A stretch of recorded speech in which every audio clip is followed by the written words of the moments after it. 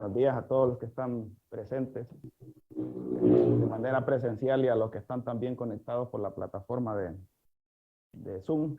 Para mí siempre es un placer estar aquí, pues, impartiendo en este caso algunos conocimientos en cuanto a las investigaciones que se han estado llevando a cabo en cultivos no tradicionales, especialmente en el trópico seco veracruzano. Vamos a iniciar con la presentación. Cabe destacar o mencionar que esta presentación nace en el marco de una capacitación que recibí a inicios del mes de febrero en Veracruz, una capacitación que tuvo la oportunidad de compartir con los hermanos mexicanos por 2 semanas. La capacitación fue dada por el INIFAC, que es el Instituto Nacional Mexicano de Investigación Agrícola, Forestal y de Pesca, financiado por JICA o por el JICA, que es la Agencia de Cooperación Japonesa. La siguiente.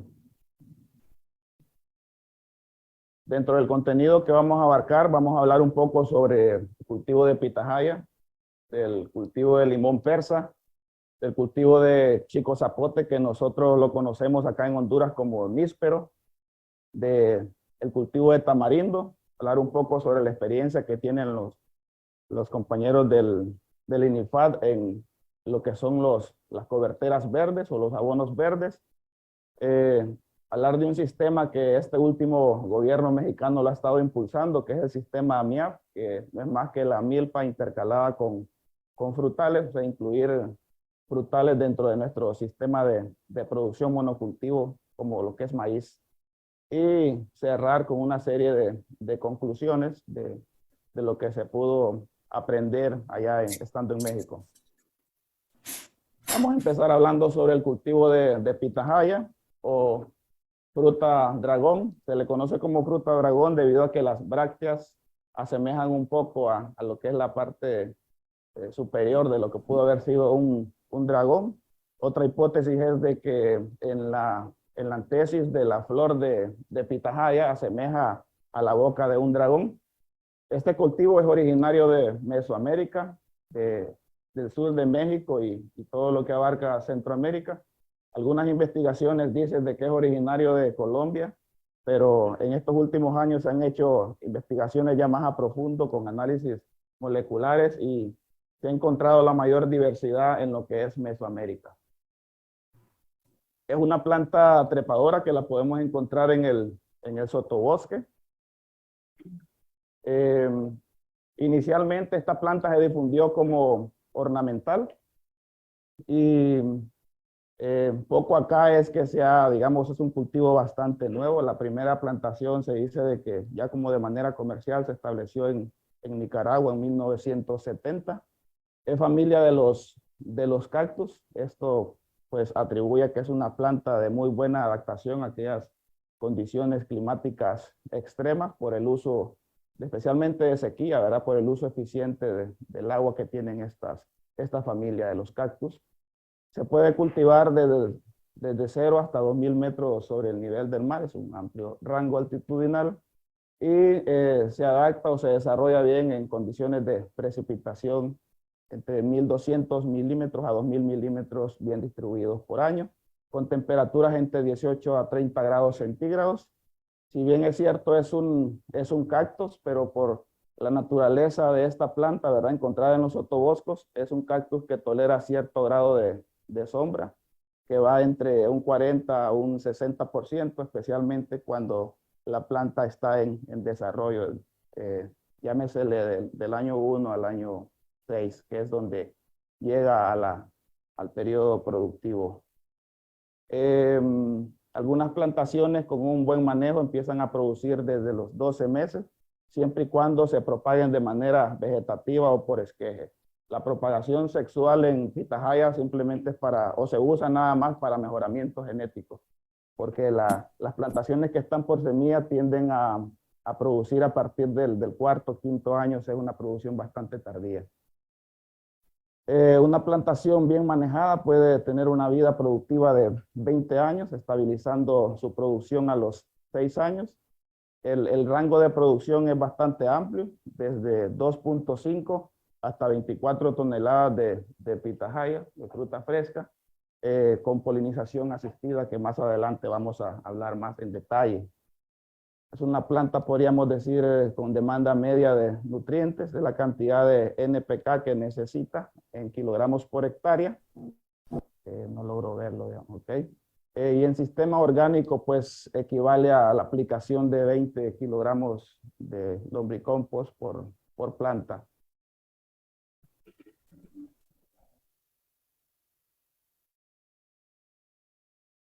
Es correcto, ok. Ok.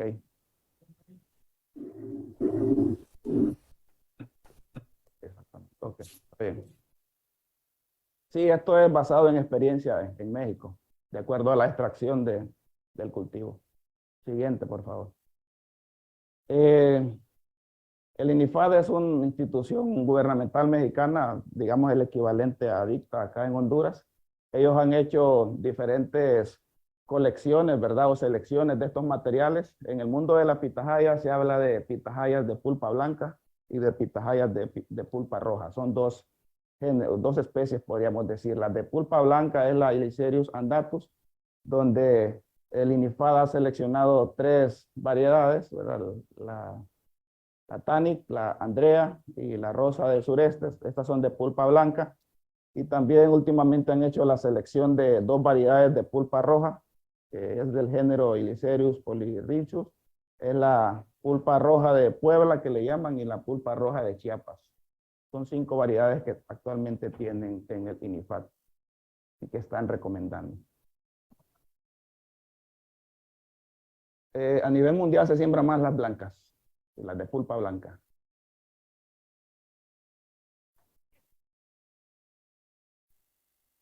Tenemos en la estación sede de la FIA en Comayagua. A ver, sí, exactamente. Dentro de la capacitación también desarrollamos actividades como lo que es la propagación de esta especie. Se utilizan esquejes que tengan entre 25 a 30 centímetros de largo y se utilizan pues desinfectantes, ¿verdad? Como cipermetrina, por el caso de las plagas, y el cobre, porque sí, inicialmente es susceptible al complejo Fitium fusarium y Phytophthora. De preferencia, se puede utilizar la siembra indirecta, ¿verdad? En camellones, pero también se puede hacer la siembra en lo que son las bolsas. En este caso se recomienda bolsa de 8 por 10 en pulgadas. Recomiendan una buena cantidad de materia orgánica, un 30% de ese sustrato debe ser materia orgánica, y el esqueje debe ir, digamos, a una profundidad de 6 centímetros. Y el vivero tiene que estar bajo condiciones de sombra preferiblemente. El riego, por ser una cactácea, pues no requiere de mucho riego tan frecuente. Una vez por semana es lo suficiente. Esto se puede complementar con aplicaciones foliares de 20, 50, 20, en concentraciones de 2 gramos por litro, por lo menos 2 veces, ¿verdad? O sea, a los 15 días del trasplante y a los 30 días, porque el ciclo de reproducción es máximo 45 días. Uno de los problemas más importantes que enfrenta la pitahaya es la polinización. En ese caso vamos a hablar un poco sobre algunas las características y la fenología que tiene la flor de pitahaya. Es una flor muy aromática, se le conoce como la reina de la noche. Esta está insertada directamente en lo que son los tallos, y aquí es donde más que todo se concentra el problema en la vida que tiene la flor. Únicamente abre por la noche y solo son 12 horas que tiene de vida esta flor. Si bien es cierto, es hermafrodita, pero presenta problemas de incompatibilidad sexual genética. Sin embargo, el INIFAD ha seleccionado clones de pitahaya que son autocompatibles, o sea, se pueden establecer ellos por sí solos. Además de presentar una incompatibilidad sexual, también presentan una ercogamia de aproximación, o sea, sus verticilos, más que todo sexuales, podríamos decir que son incompatibles morfológicamente hablando, donde el pistilo es más alto que los estambres. El pistilo puede ser 3 veces más alto que los estambres. Entonces, ese es uno de los factores que también limitan la autopolinización.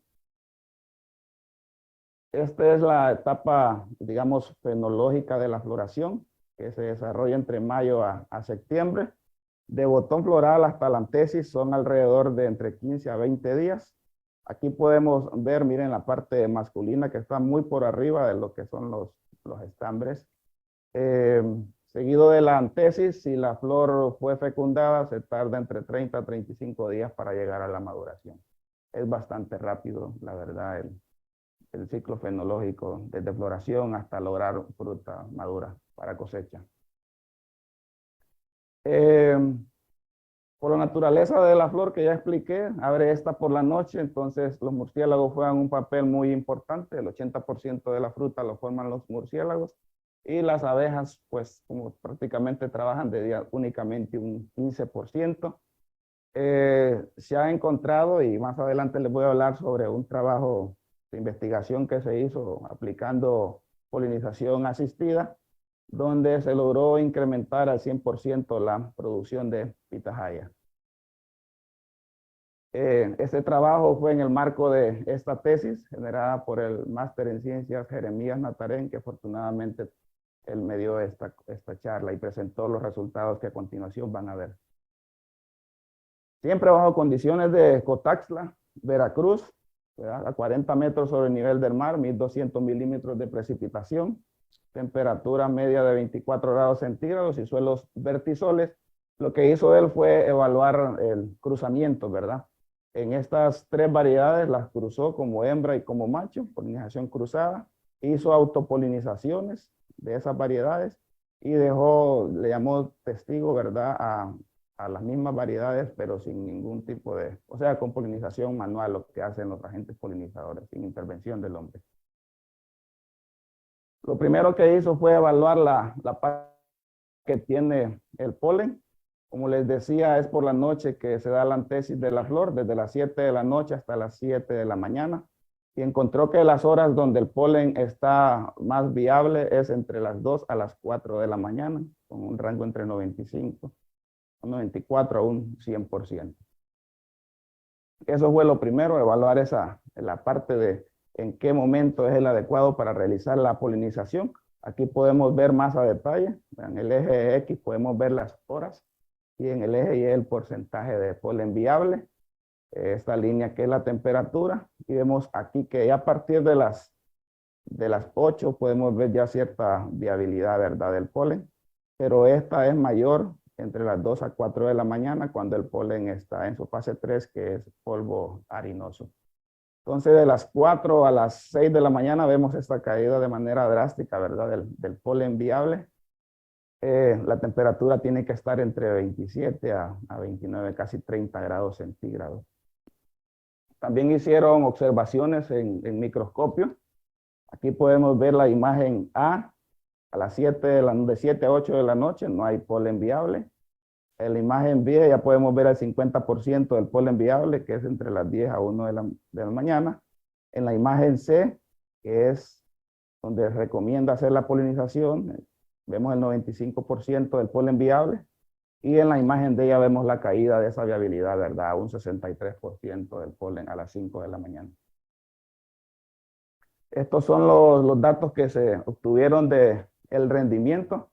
¿Qué podemos ver aquí? Que las variedades sin polinización asistida, en el caso de Ectani, presentó el mayor rendimiento con cerca de los 25 toneladas por hectárea, seguido de la polinización entre la roja de Chiapas, especialmente con la Andrea, siendo roja de Chiapas la madre. Esta presenta, perdón, a la 3. Luego sigue la Andrea, ¿verdad? Entonces, la Andrea y la Tani puede de alguna manera establecerse pues sola, sin polinización, y logra buenos rendimientos. Que vemos también que esos rendimientos están más atribuidos especialmente al tamaño del fruto. Aquí vemos la Tani, que fue la de mayor rendimiento. El tamaño del fruto fue mayor, seguido de la roja de Chiapas por la Andrea, en segundo lugar. y luego la Andrea sin polinización asistida con 424 gramos por fruta. Aquí vemos su distribución, ¿verdad? En pulpa y su distribución en lo que es pericarpo. Y encontrando obviamente diferencias estadísticas entre estas variables, entre los cruzamientos que se evaluaron. Cuanto a la calidad o grados Brix, vemos de que las variedades rojas son las que son más, presentan mayor cantidad de sólidos solubles, ¿verdad? Y seguido de la Tannic, autopolinización, y luego Andrea por roja de Chiapas con 12.2 grados Brix.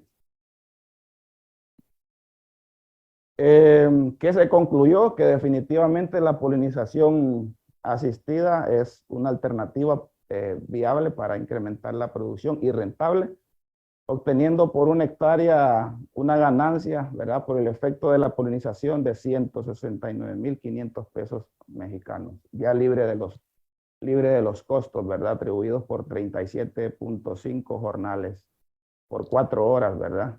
Desde las 2 a las 5 de la mañana.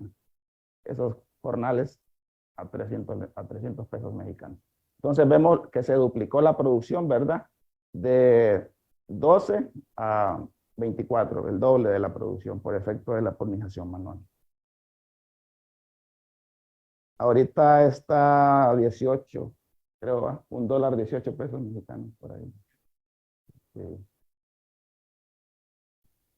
Entonces, estas son parte de las conclusiones que ya he mencionado en la conferencia, ¿verdad? Se recomienda, por lo menos, si vamos a polinizar, que sea entre las 2 a 4 de la mañana, que es donde el polen está de mejor calidad.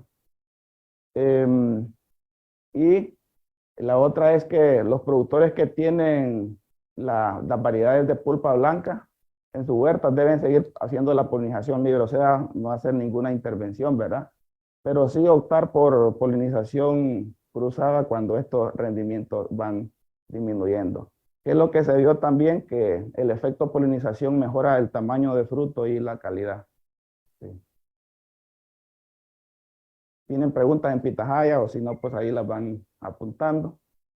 Vamos a pasar ahora.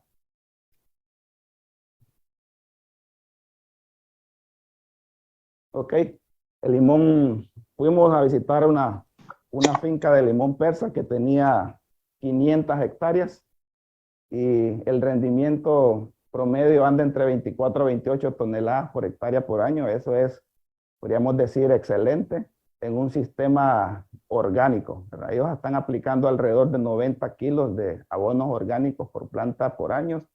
Tienen la maquinaria, la capacidad instalada para hacer el proceso de compostaje de estos abonos orgánicos y tienen también laboratorios para reproducir estos agentes biológicos como Baberia, Tricoderma, Bacillus subtilis, Isaria y Metarrhizum para lo que es el control de las plagas y la utilización de minerales como cobre y azufre que le permite la certificadora orgánica para el control especialmente de antracnosis y jabones potásicos para el control de lo que son los ácaros.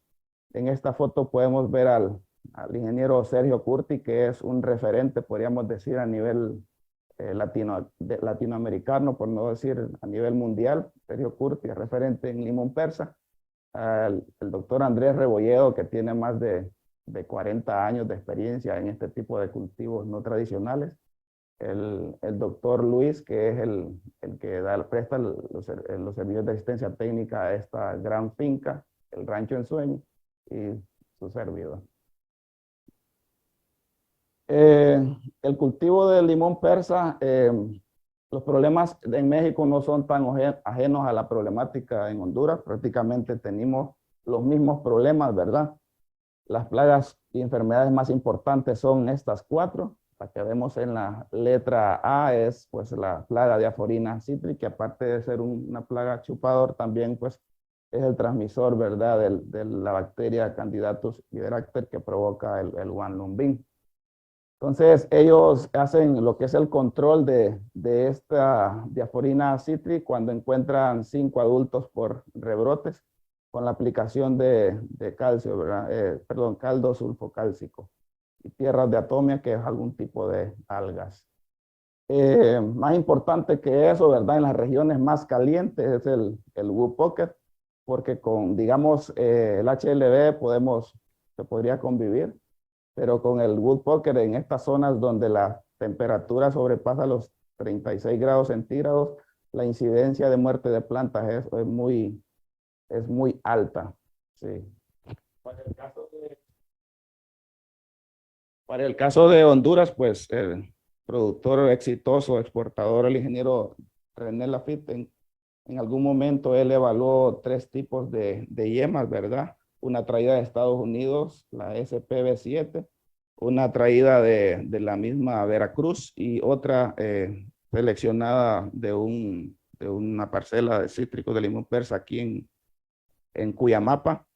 ¿Qué vio él? Que pues la yema gringa, le llama él a esta SPB, fue la que menos tolerancia presentó. Ya a los 8 años de edad ya no había ninguna planta, el 100% de las plantas estaban muertas. Es la más susceptible. La segunda fue la variedad Veracruz, que a los mismos 8, 9 años se encontró aún el 50% de la población de árboles. Y la más resistente fue la nuestra, ¿verdad? La Cuyamapa, donde hasta los 12 años todavía encontró buena población de estos árboles.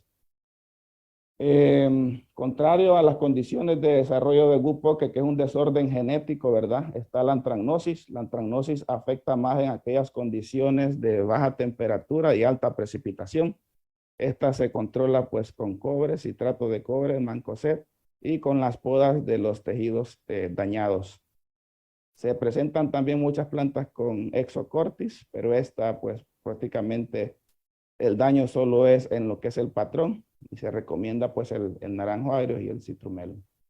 No mata la planta como tal. ¿Qué se ha visto? Que con estas enfermedades el control es integrado, manejar bien una planta nutrida, ¿verdad?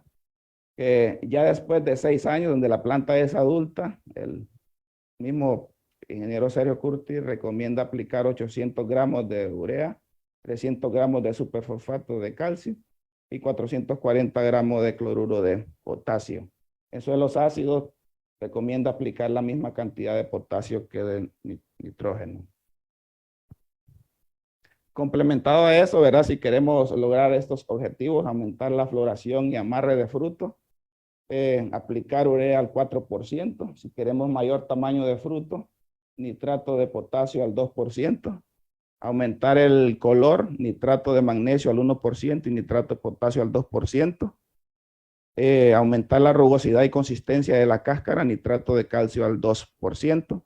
En investigaciones recientes se ha encontrado el efecto que ha tenido el silicio como un elemento, ¿verdad?, para darle a la planta una mayor, digamos, resistencia, ¿verdad?, o alargar la vida. Lo que hace el silicio es que engrosa la cutícula de las hojas y permite de alguna manera que las plagas no perforen, ¿verdad?, la hoja como tal, tan, digamos, tan fácil. Aquí visitamos una finca de un productor, la finca del Chango. Podíamos ver limón persa en un agrobosque, le llaman ellos, con lo que es el coco. Aquí ellos aprovechan todos los espacios. En estos 2 surcos que vemos aquí iban a sembrar lo que es frijol. Siguiente. Saliendo ya de lo que es el limón persa, entramos al cultivo de zapote, que aquí lo encontramos como, o lo conocemos como níspero. El níspero también es originario de Mesoamérica, es una zapotácea. Es una de las principales fuentes de chicle, cuenta con una madera preciosa y se usa mucho en lo que es repostería y también en lo que es medicina natural. Tiene una alta capacidad de adaptación al trópico húmedo y subhúmedo y permite cultivarla hasta los 2.800 metros sobre el nivel del mar, con precipitaciones que van entre 1.200 a 2.000 milímetros y temperaturas entre 22 a 30 grados centígrados. Por arriba de 40 grados se ha visto de que se da lo que es el aborto del embrión. La vida de la planta es bastante prolongada por mucho tiempo y logra estabilizar su rendimiento a los 8 años, con rendimientos que pueden andar entre 2 a 12 toneladas por hectárea, ¿verdad? Dependiendo del grado de manejo. Y esta es la demanda de NPK, ¿verdad? En kilos, perdón, en gramos por planta. Aquí podemos ver los diferentes productos, ¿verdad? Del chico zapote. Esta es la fruta como tal. Aquí vemos el aprovechamiento que están haciendo de la resina. Y su color de madera es una madera muy, muy preciosa. Yo diría que pues le compite en color con la caoba, ¿va? Ingeniero Alfredo Martínez. Un color bastante bonito también. En cuanto a experimento, el doctor Andrés Rebolledo hizo un experimento que consistía en densidades de plantas, donde evaluó 8 por 8, planta al cuadro, 8 por 4, 4 por 4 y 4 por 2. Siguiente diapositiva. Encontró pues los mayores rendimientos, pero con mayor grado de intensificación, obviamente a mayor cantidad de plantas en el sistema, logrando poquito más de 12 toneladas por hectárea de chico zapote, la fruta de chico zapote. Eso era con respecto al chico zapote, ¿verdad? O níspero. Hablamos también o nos explicaron un poco sobre el cultivo de tamarindo. Siguiente diapositiva. El tamarindo es originario, bueno, está en disputa, ¿verdad? Pero se dice que es entre la India, África tropical, ¿verdad? Una de las especies más rústicas, de hecho, es una especie que le gusta mucho la insolación. Creo que el ingeniero, el Darío, la está evaluando, ¿verdad? En Comayagua. Es una planta leguminosa y es hermafrodita, pero igual que la pitahaya, en este caso, esta cuenta con problemas en la floración, pero más que todo en la sincronía, ¿verdad? De la maduración de sus gametos. Depende mucho de la polinización insectil. De esta se aprovecha tanto el fruto fresco como las hojas tiernas, se pueden utilizar mucho para alimento animal. También se usa en condimentos y ensaladas. Como cuestión de anécdota, el ingeniero Alfredo me comentaba de que él comía mucho de estos rebrotes de tamarindo cuando estaba pequeño, con sal. Sí, se puede cultivar hasta los 1500 metros sobre el nivel del mar, con temperaturas entre 25 a 30 grados centígrados. Tiene una vida bastante prolongada, puede durar hasta 80 años, ¿verdad? Su máxima producción la alcanza a los 10 años y su producción anda entre 7 a 15 toneladas por hectárea. Esta es la fertilización que demanda, ¿verdad? En gramos por planta de NPK, 1300 y 300 respectivamente. El INIFAD ha hecho algunas selecciones. Este cultivo de tamarindo, podríamos decir, es uno de los menos evolucionados. Normalmente la gente todavía lo está propagando por semilla. Estas selecciones se recomienda propagarla ya de manera vegetativa. Como la colina 204, Coetén 89 y Nifat 149. Aquí se evaluó el efecto, ¿verdad?, de esas variedades de los criollos, que son lo que los productores tienen, y prácticamente es planta por semilla. Con esas tres selecciones que hizo el INIFAT, podemos ver evidentemente el incremento de la productividad de 2 a los 6 años, de 2 toneladas por hectárea hasta los 12 toneladas por hectárea, y a los 10 años logrando hasta los 15 toneladas por hectárea, que en las semillas o en las plantas criollas que tienen los productores únicamente se logran 6 toneladas por hectárea. Esta es la plantación que tienen ellos allá en el INIFAT. Por aquí hicimos alguna intervención prácticamente en poda.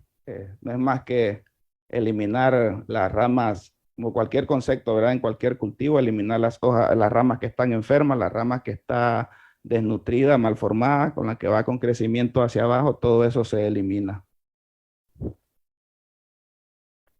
Una de las últimas charlas recibidas fueron una charla en abonos verdes, dada por el doctor Naín Peralta, que hizo un doctorado en Brasil, mucha experiencia en abonos verdes. Siguiente. Él hizo alguna revisión de literatura, ¿verdad?, de Brasil, el Guandú. No sé mucho portugués, pero más o menos se deduce, ¿verdad? Crotalaria, Cuxu, ha de ser Dolichus labla, la mocuna.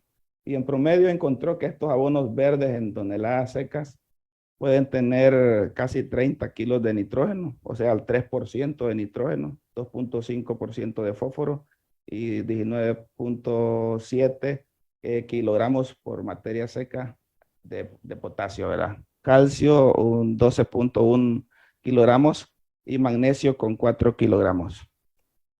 La experiencia en México se tiene con este tipo de coberteras, ¿verdad? La Crotalaria brevifolia. Se midió el ciclo de desarrollo de la misma, ¿verdad? Hasta llegar a su floración, que es cuando se recomienda hacer lo que es la incorporación con el arado.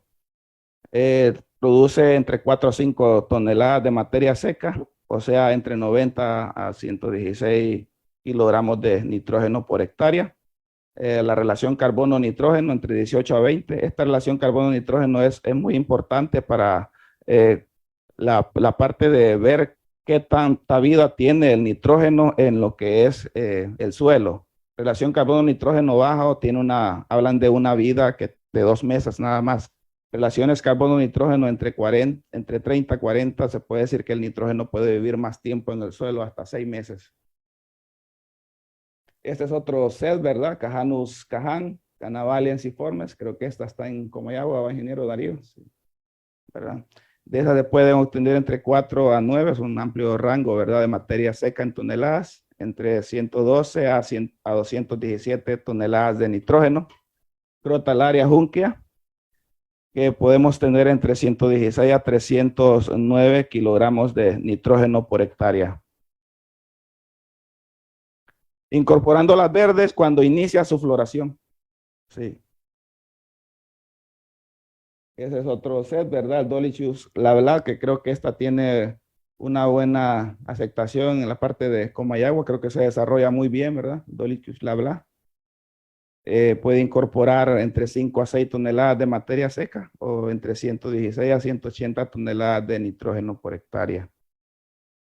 Siguiente. Aquí se realiza la incorporación. Ellos recomiendan que al iniciar la floración se haga pues la incorporación con arado.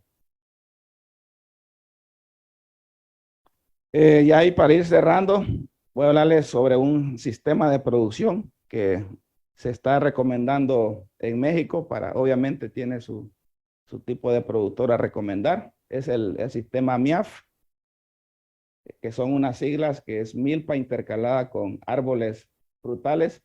Este sistema MIAF es recomendado para aquellos productores de subsistencia, podríamos decir, de que únicamente siembran para sobrevivir. Entonces, lo que se recomienda es la incorporación de un frutal, obviamente un frutal que esté adaptado a la condición y un frutal que se conozca y tenga mercado para, pues, obviamente incrementar los ingresos, ¿verdad? De estos productores que han sido toda la vida productores de maíz y frijol. Se ha estado implementando en el programa Sembrando Vida a partir del 2019. Ya se tiene implementado en 21 estados de los Estados Unidos mexicanos. Un 30% del área es, pues, digamos, la cobertura del frutal. Dentro del sistema se recomienda microrotación. Aquí podemos ver un sistema donde todo está con maíz. Sin embargo, hay muchos productores que hacen microrotación dentro de aquí. Tiene 2 hileras de maíz, seguido de 2 hileras de frijol, y así sucesivamente. En el siguiente ciclo rota donde estaba el frijol, coloca el maíz, o viceversa. Sí. Este es el chico zapote o el níspero.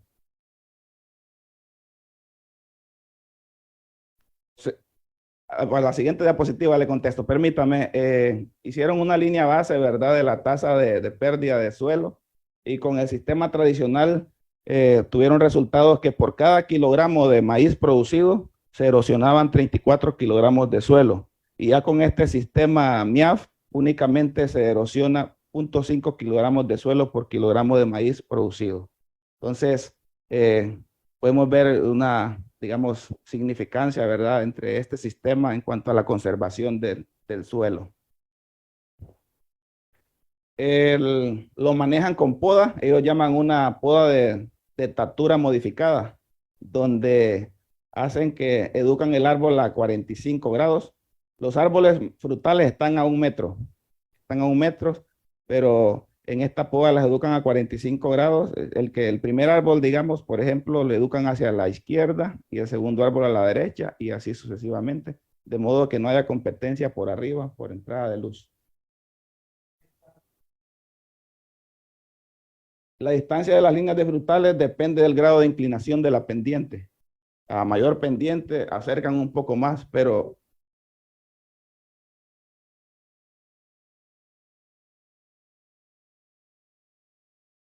eso es lo que era la crítica de todos los que fuimos de Centroamérica. Sin embargo, ellos siempre tratan de manejar, ¿verdad? Podríamos decir el callejón a 2.4 metros. Normalmente lo establecen a 8 por 8. Entonces, a 2.4 metros manejan aquí las ramas, ¿verdad? Y tienen, pues, casi 6 metros para establecer maíz o frijol. Sí, a pura poda lo van educando. Aparte de esa tecnología de poda, ¿verdad? Incorporan un famoso filtro de sedimentación, que no es más que ir, obviamente, colocando debajo de la misma línea del frutal sus productos después de la poda. Ellos hablan de que con la utilización de este filtro de sedimentación pueden incrementar hasta un 50% la producción de maíz. Sí. Aquí no tienen riego, porque de hecho más bien esta tecnología es para esas zonas, ¿verdad? Rurales donde el riego es, o sea, son zonas secas. ¿Sí? Siembran cuando hay lluvia. ¿Qué hacen inicialmente? Muchos de los productores allá que plastican para retener un poco la humedad. Y es una técnica, una tecnología muy común allá en México que emplastican lo que es la línea del frutal. Sí. Aquí podemos ver un MIAF, ¿verdad? Un poco, digamos, recién establecido, donde podemos ver esa micro rotación, 2 hileras de maíz, seguidos hileras de frijol, y luego donde está el frijol, el maíz, y viceversa. Sí. Como les digo, el sistema MIAF es para aquellos productores de definitivamente bajo recurso económico que han vivido solo para subsistir producto del maíz y el frijol. Y lo que se busca, pues, es generar un poco de ingresos, ¿verdad? A través del frutal. Como conclusión, estos cultivos que son, pues, no tradicionales acá en Honduras, se están explotando mucho, más que todo en el sureste asiático. Allá sí son muy explotados estos cultivos, un poco raros, ¿verdad? Para nosotros acá. Y la otra es que para diseminar estos paquetes tecnológicos, antes platicado, es necesario como país hacer la validación de estas tecnologías, ¿verdad? Y seguido de esto, pues, como quien dice, hacer una promoción de cultura de consumo para favorecer el mercadeo de los productos. Porque facilito podemos emocionarlos con el níspero, pero si la gente no lo conoce, no tiene esa cultura de consumo. Ese fue uno de los casos allá en México que colocaron en un MIAF albaricoque, y el albaricoque no tiene ningún tipo de mercado allá en México, y pues el productor no tiene los ingresos que debería tener, pues la producción se pierde, digamos.